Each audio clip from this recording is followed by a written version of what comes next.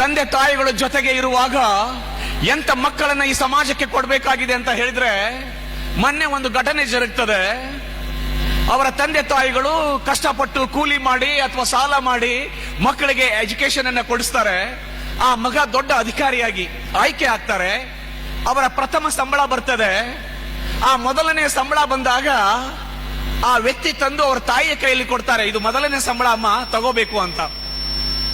ಆಗ ಅಮ್ಮ ಹೇಳ್ತಾಳೆ, ಇಲ್ಲ ಮಗ, ಈ ಸಂಬಳವನ್ನ ಹೋಗಿ ನಿನ್ನ ಅಪ್ಪನ ಕೈಯಲ್ಲಿ ಕೊಡಬೇಕು ಅಂತ.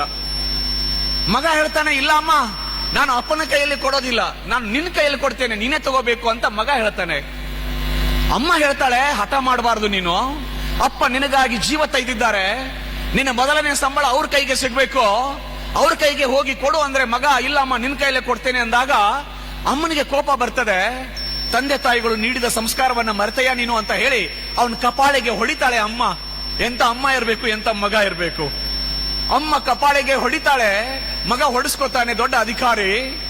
ಆದ್ರೆ ಹೊಡೆದ ಮೇಲೆ ಕೇಳ್ತಾರೆ, ಯಾಕೋ ಹಠ ಮಾಡ್ತಾ ಇದೀಯ ಅಂತ ಕೇಳಿದಾಗ ಮಗ ಹೇಳ್ತಾನೆ, ಇಲ್ಲ ಅಮ್ಮ, ನಾನು ಚಿಕ್ಕ ಮಗುವಾಗಿದ್ದಾಗಲೆಲ್ಲ ನನಗೆ ಐಸ್ ಕ್ರೀಮ್ ಬೇಕು ಅಪ್ಪ ಅಂತ ಕೇಳಿದಾಗ ಅಪ್ಪನ ಮುಂದೆ ಹೋಗಿ ಕೈ ಚಾಚ್ತಾ ಇದ್ದೆ. ನಾನು ದೊಡ್ಡವನಾದ ಮೇಲೆ ನನಗೆ ಬುಕ್ಸ್ ಬೇಕು ಅಪ್ಪ ಅಂತ ಕೇಳಿದಾಗ ಅಪ್ಪನ ಮುಂದೆ ಹೋಗಿ ಹೀಗೆ ಕೈ ಚಾಚ್ತಾ ಇದ್ದೆ. ನಾನು ದೊಡ್ಡವನಾದ ಮೇಲೆ ನನಗೆ ಏನೆಲ್ಲ ಬೇಕು, ನನ್ನ ಬೇಡಿಕೆಗಳೆಲ್ಲವನ್ನ ಬೇಕು ಅಂದಾಗೆಲ್ಲ ಹೋಗಿ ಅಪ್ಪನ ಮುಂದೆ ಹೀಗೆ ಕೈ ಚಾಯ್ತಾ ಇದೆ. ಅಪ್ಪ ನನಗೆ ಹೀಗೆ ಕೊಡ್ತಾ ಇದ್ರು. ಇವತ್ತು ಸಂಬಳ ಬಂದಿದೆ.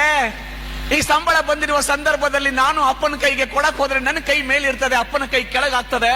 ಅದು ನನಗೆ ಇಷ್ಟ ಅಲ್ಲ ಅಮ್ಮ, ನನ್ನ ಅಪ್ಪನ ಕೈ ಮೇಲೆ ಇರಬೇಕು ಅಂತ ಹೇಳ್ತಾರಲ್ಲ. ಇವತ್ತಿನ ಅಣ್ಣ ಹೇಳಿದ್ನಲ್ಲ, ನಮ್ಮ ಎಜುಕೇಶನ್ ಹೇಗಿರ್ಬೇಕು ಅಂದ್ರೆ ಹೀಗಿರ್ಬೇಕಾಗಿದೆ. ಎಜುಕೇಶನ್ ಕಲಿತಾದ ಮೇಲೆ ಕೂಡ, ದೊಡ್ಡ ಅಧಿಕಾರಿಗಳಾದ ಮೇಲೂ ಕೂಡ ನನ್ನ ಹಡೆದ ತಂದೆ ತಾಯಿಗಳನ್ನ ಮರೆಯಲಾರೆ. ಅಮ್ಮ ನಿನ್ನ ಲಲ್ಲೆಯಲ್ಲಿ ಮೂಡಿ ಬಂದ ಸೊಲ್ಲಿದು ಬೇರೆ ಏನು ಬಲ್ಲುದು ಅಂತ ಬೇಂದ್ರೆ ಹೇಳೋದಿಲ್ವಾ? ಪಾತಾಳದಲ್ಲಿದ್ದರೇನು ಆ ತಾಯಿ ಬಿಡುವಳೇನು, ಈ ಕಾಯವನ್ನು ಹೆತ್ತವಳು ಕಾಯುವಳು ಹಗಲು ಇರುಳು ಅಂತ ಹೇಳಿ ಬೇಂದ್ರೆ ಹೇಳೋದಿಲ್ವೇನೋ? ಹಾಗೆ ಆ ತಾಯಿ ತಂದೆಗಳ ಋಣ ತೀರಿಸುವ ಮಕ್ಕಳು ನೀವಾಗಬೇಕು, ಸಾಧನೆಯ ಶಿಖರವನ್ನ ಏರ್ಬೇಕು ಅನ್ನುವಂತ ಮಾತುಗಳನ್ನ ಈ ಸಂದರ್ಭದಲ್ಲಿ ನಿಮ್ ಜೊತೆಗೆ ನಾನು ಹಂಚಿಕೊಳ್ತಾ